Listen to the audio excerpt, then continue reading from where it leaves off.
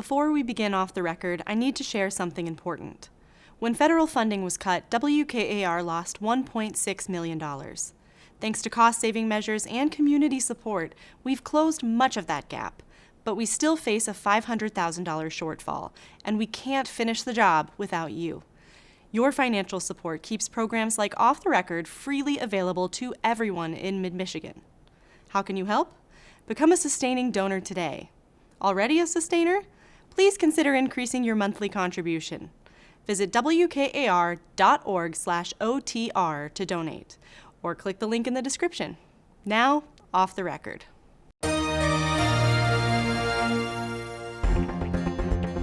Michigan's senior Democratic Congresswoman, Representative Debbie Dingell, is here to talk about the end of the government shutdown and its impact in Michigan. So, sit in with us as we get the inside out. Off the Record. Production of Off the Record is made possible in part by Bellwether Public Relations, a full-service strategic communications agency partnering with clients through public relations, digital marketing, and issue advocacy. Learn more at bellwetherpr.com. And now, this edition of Off the Record with Tim Skubic.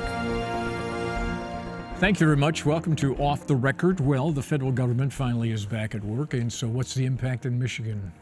Well, the impact in Michigan is that SNAP benefits are finally fully back into effect. There was the pause and then the unpause and then the pause again. So if you've been a SNAP beneficiary, I'm sure it's been a maddening time to have this on again, off again cycle with the lawsuit fight over using emergency funding for this public food assistance program. Federal workers are back to work. Airlines say that they should expect no more delays heading into the busy Thanksgiving season. We'll see. Are we buying that? Well, expect. Wait a minute, we have that anyway.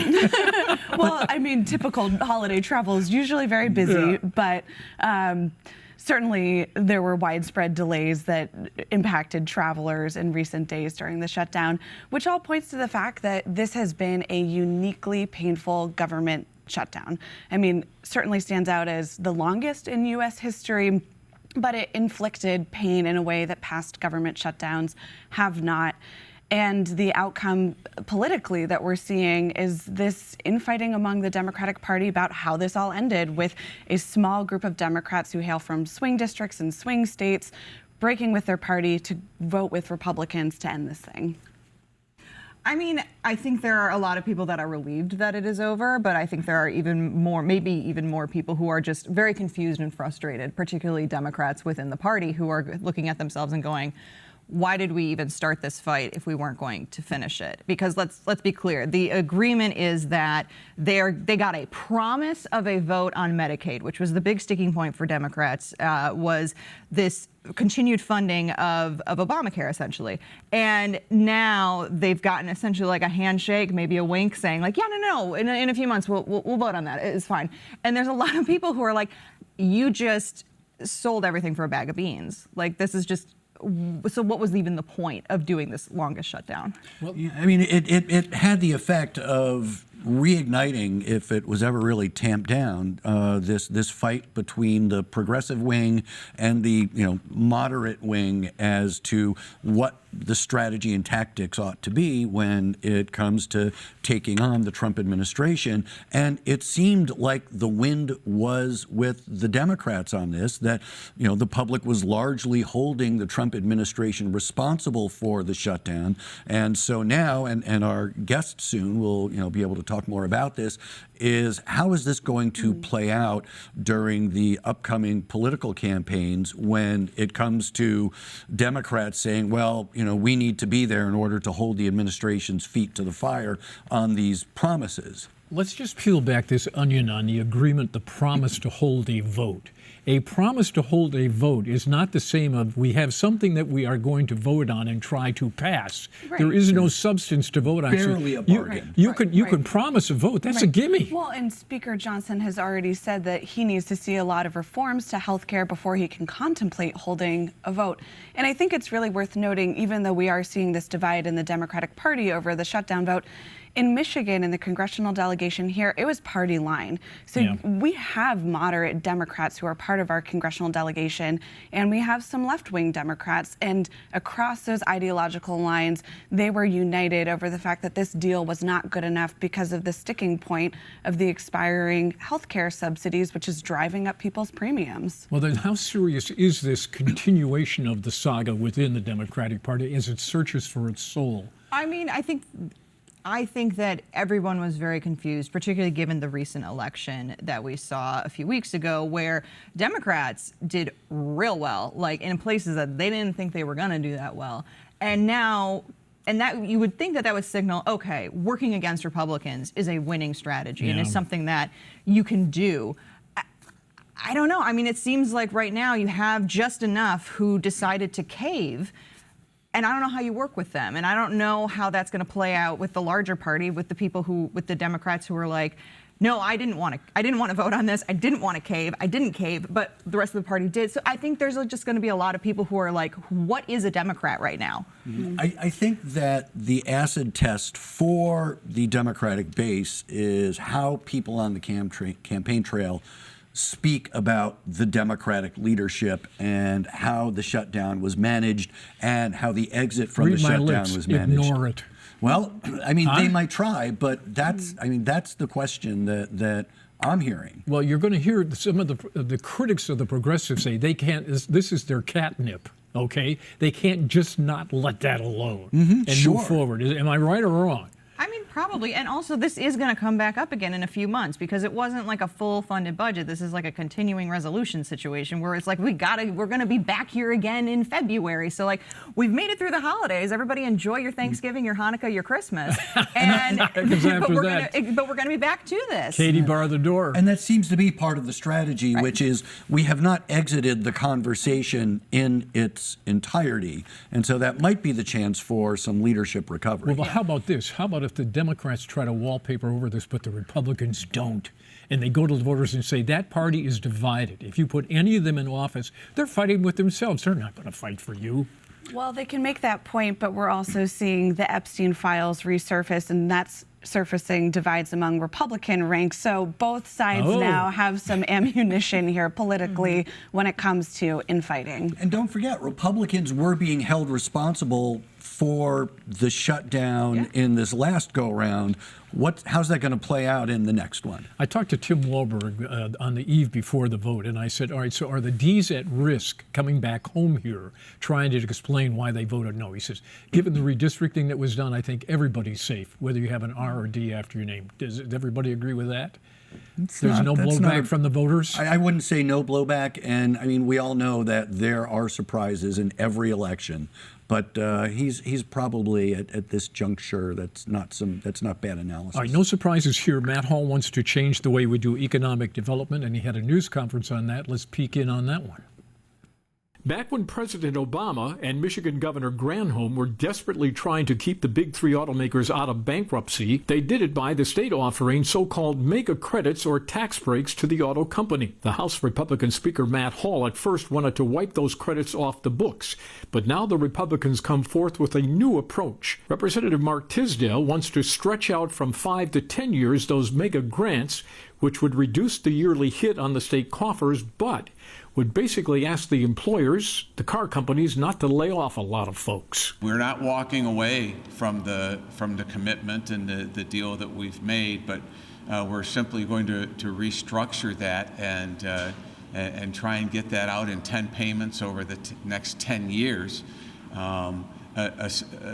based upon the recipients, 7 or 8 companies left that are getting those dollars, maintaining at least 95% of the full-time jobs that they had on the books in September. The Republican economic growth strategy also includes allowing businesses to create jobs first, and then in return, they could keep the withholding taxes of employees that normally go to the state. They would pocket this amount. At the very least, on a full-time job, an annual tax credit of $1,200. That's up to a 10-year capture rate. And the biggest benefit to this is it's not corporate welfare. It's not upfront taxpayer money. It is sincerely performance-driven incentives that goes right to the job creators in this state. These proposals from the Republicans in the House are part of the agreement that the Speaker says he made to get a deal with the governor on economic development by the end of the year. So we're working very hard on those things. You know, this is part of an agreement that I made with the governor and Leader Brinks, and then I'll get in that room with Gretchen Whitmer and I'll make a deal. However, the Speaker and the governor have a major disagreement over whether to target specific industries for these credits, which the governor wants, or taking a shotgun approach and getting as many jobs as you can by letting anybody apply for them. The two have to resolve their differences before there is a deal by the end of the year. All right, Ricky, you're chomping at the bit to jump in here. Well, no, it's just we have seen this movie before. I mean, you'll remember John Engler, state government not picking winners and losers, and then General Motors and the Willow Run plant came along, and government, was cornered into providing incentives. We had Jennifer Granholm saying that there are going to be deliverables for providing state assistance to businesses. Then the Great Recession hit, and all bets were off. Well, yeah, we went from requiring a certain number of jobs to be created to abating the layoffs that will happen in order to get the assistance. And so, I mean, they can make deals right now, but especially in subsequent years, subsequent administrations, and developing economic conditions, well, don't forget Rick Snyder, the gardener. Yeah, economic gardening, yeah. Yes, we're going to get our hoe and go out there and just dig a little dirt. I mean, every governor changes the rules in order to meet the conditions at the time and the demands from the public that something be done. And this payroll tax credit is a kind of revival of the Snyder era program. It's something Governor Whitmer had called for in her State of the State address in 2024. Didn't happen under the Democratic trifecta. Now this is sort of version 2.0. We'll see if it happens again. This was part of getting economic development package done, part of the budget negotiations. I think it's worth pointing out the fact that this divided legislature kind of has only responded to external pressure.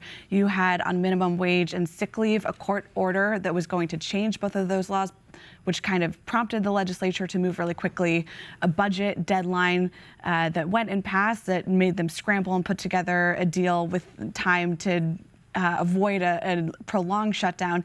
I don't know that there's the same external pressure when it comes to economic development. I mean, we have the expiration of the state's largest corporate subsidy program with SOAR going away, but is that enough for them to come together by the end of the year? I don't know. Well, and there's really not a lot of year left. There is 8 or 9 session days left, something like that. If they all show up. I mean, yeah, if they show up, there's holidays coming up. I will say, if you want to hear Matt Hall's unedited thoughts about all of this or uncensored thoughts about all of this, you should check out the Mishmash podcast because we spoke with him, and that is out now. So there's a full interview about all of this. So is that tape still going on? It is.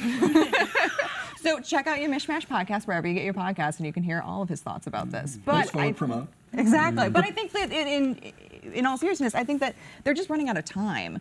This is just like they'll do it after the first of the year. Sure, but like he really seems to want to do it now, and and we all know that like if it doesn't get done before the end of the year, once they come back after the holidays, it's just like it's. But the fascinating part of this debate, we are talking about divisions within parties. We have progressive Democrats siding with conservative Republicans, all shouting down with corporate welfare. Right? Absolutely. And that is one of the challenges that Republicans are going to have to get through if they're going to get this through the House. And also, let's keep in mind that every governor has taken a bite of this apple, and we're still trying to figure it out, some 50 years into the mission.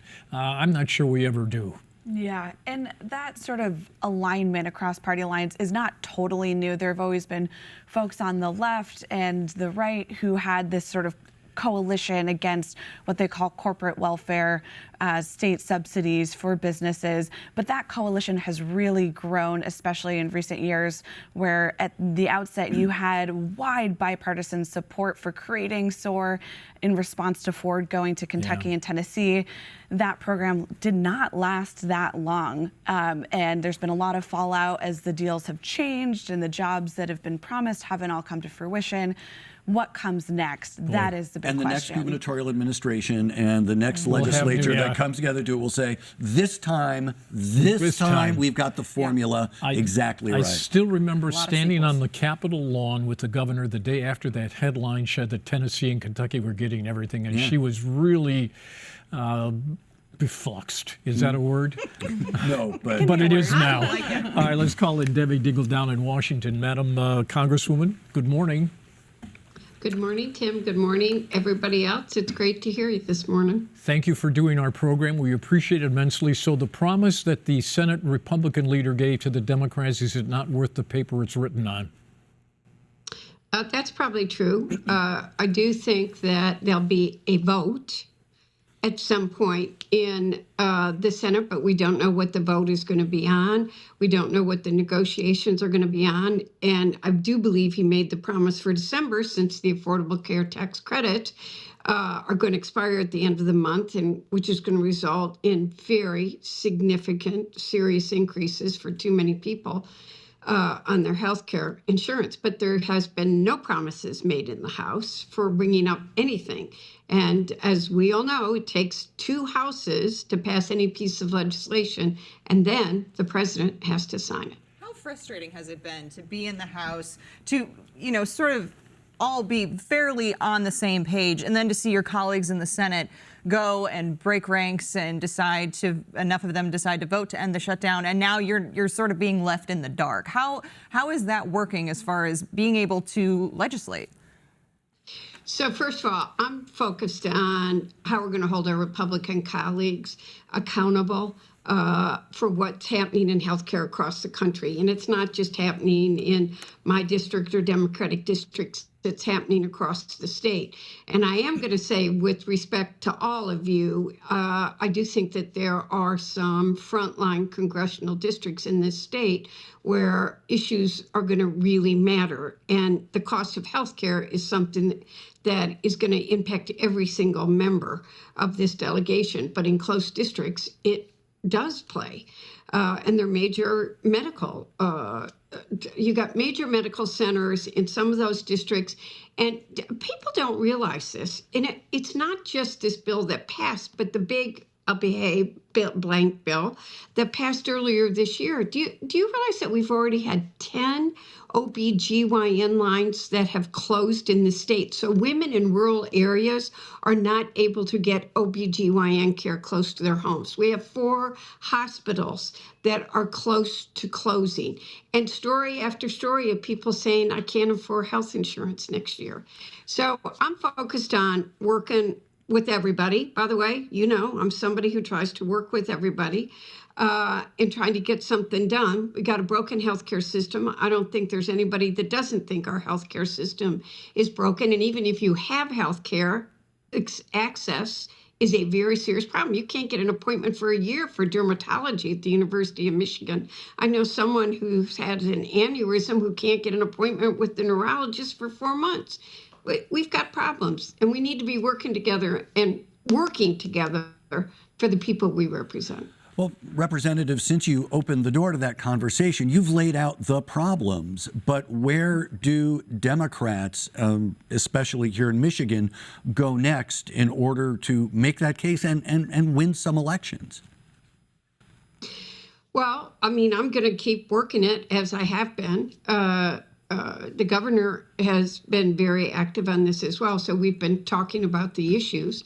I think the hospitals and the insurance companies who don't, by the way, some days I think World War III may break out between them all, are trying to present the issue and get people to understand what the costs are.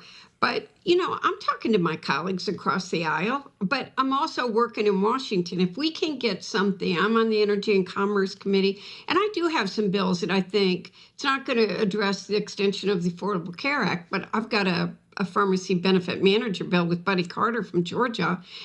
We got to do something to reduce the cost of prescriptions, and I think we've got a good chance of getting that through. We got to make telehealth permanent. I think we've got it. That's another bipartisan bill I have. I think there's some good chances that some things we need to do will absolutely get done. And then I just don't think that they can ignore the collapse of the Affordable Care tax credits, because too many people in too many districts across this country are going to go without insurance, and that's going to backfire on everybody.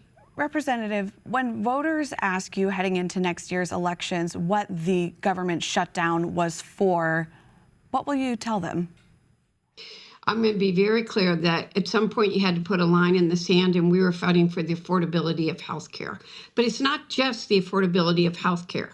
I mean, this is a real problem. You know, they say, oh, why do we have to do it now? They don't expire until the end of December. I'm going to remind everybody, we had to go back to Washington for the 4th of July during the 4th of July recess. So those billionaires whose tax credits were going to expire at the end of December, they wanted their tax, what we gave them, we didn't, the Republicans did, they wanted those made permanent. Before they had to have that vote in July. We have people now who have gotten their premium costs from their insurance companies who are making decisions about whether they can afford insurance. And we had to act. We had to work now. But we're also, I hope that nobody forgets, and I mean nobody, that what happened on SNAP, and that we had set up a contingency fund. And let's be really clear, that is going to be so clearly addressed. And I dare Republicans to vote against it when we have a standalone bill. It'll get put up under a discharge petition if we have to, that we never see that again. But we had a president of the United States who was prepared to go to the Supreme Court to not give money to people who needed a helping hand and let them go hungry. That says a lot about our values. Representative, if your beloved husband was still with us today, you're not a person to get even, but he is. What would he have said to those 8 mavericks over in the Senate? Look, I don't know what he would have said. I do wish we could all read his tweets. You do know what he would have said. He would have gone ballistic. This issue has been in your family for over 50 years, ma'am. Look, it's been more than that. I'm going to get health care. I swear to God, I'm not going anywhere until we get health care fixed. It is something that I care about. But what would he have told them? But I also know that he would have the conversations privately, although he'd be colorful, let's admit it. But we had to focus on, I'm not interested in the circular firing squad. I'm interested in holding people accountable that need to do something about the health care for the American people. That's where I'm focused. That's where I'm not going to stop going. And I'm going to keep working it. I'm going to be a pain in the bazooka of a lot of people. And that's where we got to focus. How do we build the coalition for action? Well, Representative, and this is kind of a raw politics question, but is there a benefit to Democrats with the fact that the Epstein files controversy is still hanging out there in terms of moving ahead on the health care tax credits and maybe some other related things that Democrats are trying to accomplish? Look, I've never seen anybody handle, I have. He is not handling this issue well in any way, shape, or form. So the fact that we're going to vote on it in the House next week, and I think people will probably be surprised at how a number of people vote. I think that MEGA has been clear on one issue. I'm glad to know that they do care about it, that the molestation of children is not okay, and they want to know what happened, and the people should be held accountable. They should not have, by not swearing in Adelita from Arizona for 7 weeks, it kept. Who is sworn in now? Who is sworn in now? But by not swearing her in, it brought 7 weeks of attention to what they were doing. They didn't want the files to be made public. And, then the committee, the Oversight Committee, leaked isn't the word, they had subpoenaed and files were released. So there's going to be a lot. Look, that vote's going to take place. People are going to hold them accountable. But you can walk and chew gum, and we got to get the facts on that, but we can't stop working on health care. John Thune has promised to vote. People are going to hold him accountable for the vote, and we're going to work hard in the House to make sure we are getting something done too. Representative, you've raised concerns about this data center coming to Saline Township and DTE's energy plan and how the regulatory body is set to review that. Can you just sort of bring people up to speed and any concerns you might have about how that data center could impact Michigan's ability to hit its clean energy targets? So I want to say this is a very complicated subject, and I have spent more time studying data centers in the last 3 months because my district is getting a couple of the very big ones. And the first thing that was wrong last week was, first of all, I didn't know about any of it. I learned the same day you all did about Oracle and OpenAI, and we knew there was a fight over in Saline, but people weren't talking to us. They weren't giving us the facts. I had a town hall that was actually expected to be complaining about a different data center in Ypsilanti Township when everybody from Saline came, and I really dug into this. I don't ever want to pick up a newspaper again. And again, I'm learning the way everybody else is and see the headlines. Public shouldn't have input into a public process. The public has a right to have input about what is going into their community. Now, we need to be at the forefront of innovation and technology, and there are right ways to do data centers, and there are very significantly bad ways to do data centers. Now, they claim that this data center that no ratepayer should pay increased costs because a data center is going there.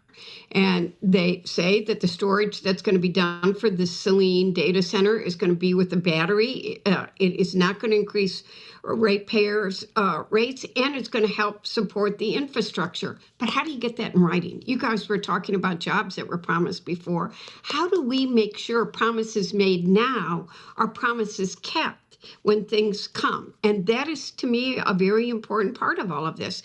There's also a great deal of water usage for cooling for these data centers. Now, they say that they're going to do a loop cooling, which is the right way to do it. But again, how do you hold them accountable? How do we know what's going to be there?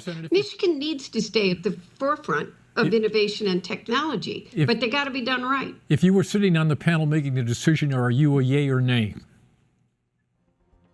I don't have the data. I don't have all the facts. Why, Tim? Because you need public hearings. Well, then I know as much. I think the people in Saline know more than I do, to be perfectly frank. The Saline Township Council. I mean, they're doing all these, disclosures. No, what do you call them? You can't disclose anything. I'm not written into any. I'm learning right along with the public right now. I'm going to let you end the program on a punt. Who's your candidate for governor? Want to see. Okay, and all right, who's your candidate for the U.S. Senate? The same answer, right? Hey, I'm watching them. Let's see them. Let's hold them accountable. Let's see them out there answering questions, taking stands. Representative, thank you. Then I'll tell you. It's good to see you. Have a good weekend. Catch up on your rest, okay? Thank you. Take care. Thanks to our panel. See you guys next week right here from Off the Record. Production of Off the Record is made possible in part by Bellwether Public Relations, a full-service strategic communications agency partnering with clients through public relations, digital marketing, and issue advocacy. Learn more at bellwetherpr.com. For more Off the Record, visit WKAR.org. Michigan public television stations have contributed to the production costs of Off the Record.